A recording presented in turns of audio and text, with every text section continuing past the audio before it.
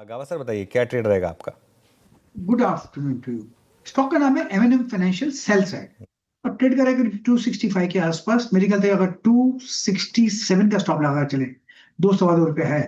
Down side 260 possible है, 260। तो MNM financial short. Okay, MNM financials 264 पे एमएनएम आपका शॉर्ट हो गया। एमएनएम फाइनेंशियल्स माफ कीजिएगा फुल में। विकास, गुड आफ्टरनून, आपका ट्रेड इस वक्त का। Good afternoon Virendra ji. मेरा बाय साइड रहेगा भारतीय एयरटेल। मैंने लास्ट वीक में भी मेंशन किया था, एक ही रेंज में अभी भी वो पकड़ के रखा है। 1830 का स्टॉप लॉस यहाँ पे भारतीय एयरटेल में लेके चलना है। ऊपर में 1920 1930 के टारगेट अभी भी इंटैक्ट मुझे अभी भी लग रहे हैं, और अभी भी 1860 का जो इम्पोर्टेंट जोन है वो अभी भी पकड़ के रखा है। तो यहाँ पे भारतीय एयरटेल पे बाय कॉल रहेगा, ऊपर में 1930 के टारगेट के लिए, और नीचे में 1830 का स्टॉप लॉस रहेगा। ओके, भारतीय एयरटेल अच्छे मोमेंटम के साथ कारोबार करता हुआ नजर आ रहा है। Rajesh Satpute ji, very good afternoon. आप क्या पिक कर रहे हैं, बाय या sell? Very good afternoon Shreya, very good afternoon everyone. Shreya देखिए, मैं बाय साइड का ट्रेड लूंगा। आइशर मोटर बहुत ही क्लीन ब्रेकआउट है। क्लस्टर का सपोर्ट था 10-20 डीएमए का और 50 डीएमए का, एक स्ट्रॉन्ग रेजिस्टेंस था। तो बहुत बढ़िया सेटअप यहाँ पे बन रहा है। तो आइशर मोटर में एक कन्विक्शन बन रहा है कि जब तक ये 5-400 का लेवल मेंटेन करेगा तब तक कोई दिक्कत नहीं। तो ऐसे करेक्शन में मैं 5-400 के ऊपर आइशर मोटर बाय करने की सलाह दूंगा। स्टॉप लॉस होगा 5370, 5370। और जो स्विंग का टारगेट होगा वो रहेगा करीबन 5500 से लेके 5550। So Eicher motor is a buy. Eicher motor is a buy. ये हो गई राजेश सातपुते जी की pick. Manas ji, good afternoon, आपकी trade. Good afternoon Anuj ji. तो देखिए, एयू बैंक में खरीदारी करने की राय रहेगी। यहाँ पर करीब 500 रुपए से हम हाई टॉप हायर बॉटम बनते हुए देख रहे थे। करीब 4-5 दिन से हमने कंसोलिडेशन देखा, और ये कंसोलिडेशन 10 मूविंग एवरेज के ऊपर हो रहा था। आज हमें एक ब्लैक पैटर्न का ब्रेकआउट देखने को मिला है। तो एयू बैंक में करंट लेवल्स पे खरीदारी करने की राय रहेगी। 784 ये कैश लेवल्स है, 784 का स्टॉप लॉस लगाना है। 815 तक के टारगेट्स पॉसिबल है, 815 रुपए तक के टारगेट्स पॉसिबल है। चाहे तो इसमें 800 वाला कॉल ऑप्शन ले सकते हैं। 10 रुपए के आसपास ये ऑप्शन ट्रेड हो रहा है।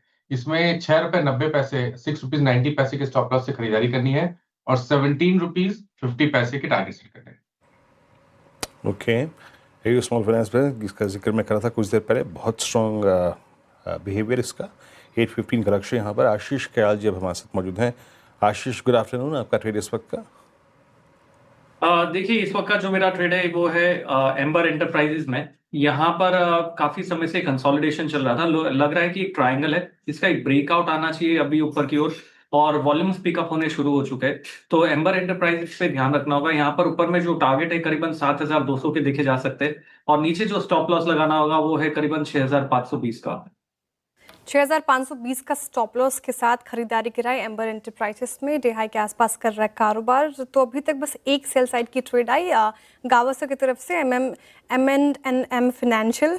साथ ही आप बात करें, विकास जी ने भारतीय एयरटेल को खरीदारी की राय दी है। राजेश जी कह रहे हैं आयशर मोटर्स उनको पसंद आ रहा है, यहाँ पे आप खरीदारी कर सकते हैं। मानस जी, स्मॉल फाइनेंस बैंक, और आशीष जी के भी हमने डिस्कस किया, एम्बर एंटरप्राइजेस उनको पसंद आ रहा है, बाई की कॉल वहाँ पे। गौरांग जी हमारे साथ मौजूद हैं। गौरांग जी, स्वागत है आपका कार्यक्रम में, प्रणाम। और आप बताएं कि जिस तरीके से मूड माहौल देखने को मिल रहा है मार्केट में, आपका इन्वेस्टमेंट आइडिया क्या होगा? धन्यवाद श्रेया जी, आपको और सभी को सादर प्रणाम और शुभ दिन हमारे तरफ से। विकल्प देने से पहले बताना जरूरी होगा कि जो भी निवेश लायक रणनीति हम बता रहे हैं लंबी अवधि के लिए, वो हमारी रिसर्च टीम की तरफ से, उसमें ना ही हमारी कंपनी जियोजित या मेरा कोई निजी निवेश या फिर वित्तीय लाभ है, और ना ही कोई कॉन्फ्लिक्ट ऑफ इंटरेस्ट। लेकिन इसी प्रकार से राय हम हमारे क्लाइंट्स को देते हैं, हो सकता है उनका निवेश हो। विकल्प के रूप में एनबीएफसी सेगमेंट में दिग्गज कंपनी जिसके शेयर के बोनस और स्प्लिट को लेकर के विभाजन हुआ था, बजाज फाइनेंस।